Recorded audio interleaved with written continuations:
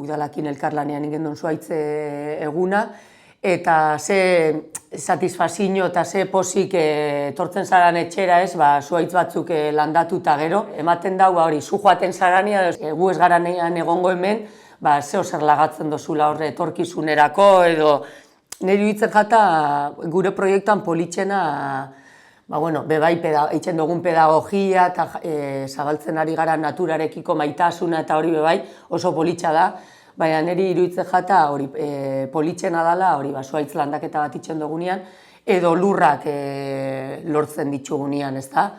Ikusten dalako proiektua erreala dela. Ez da zeo zer abstraktua, oso urruti ikusten dozula, diru bat ematen ari zala, edo denbora eskaintzen ari zala, zeo zer utopikua ez dela betetzen, ez?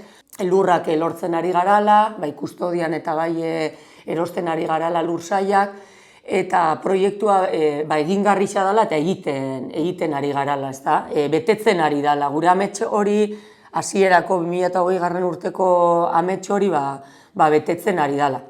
Konturatzen naiz, nerabiak eta hola naturakiko atxikimendua pizkat galtzen ari dirala, ez da? Gure arbasuek naturakiko lotura askoz handiagoa zeken, gu baino, oin oso lotuta gauz teknologiari, eta natura ikusten dugu zeo zer, gurekin joango ez balitz bezala, ez da?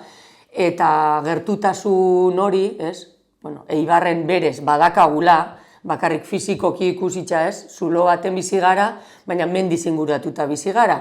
Eta ikusten ari gara, pinua gaixotu indala, onjo bat zabaldu da, eta pinua mozten ari diala. Jabe batzuk etorri dia gure gana, esaten, ez dakizela zein hor beraien lursaiekin, preste ongo ziala igual saltzeko, baserri mundua bebai gogorra suertatzen ari da, hor bizi irautia eta batzuk ere dagoen dituzte lursaiak, eta bez ez dakize zerrein lursai horiekin, eta guk horri beste alternatiba bat ematea nahi diogu. Ze gertatzen da?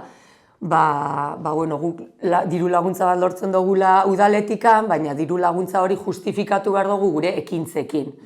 Baina lurrak erosteko ez digu ematen diru laguntzarik, ezin dugu justifikau lur erosketekin.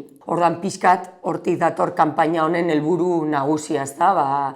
Eibarko ingurumena berreskuratzea nahi dugu, eta ingurumen hori berreskuratzeko garrantzitsua da lursaiak eskuratzea. Eta gero alternatiba bestela, guk ez baldin baditxugu erosten, ze gertatuko da lur horiekin.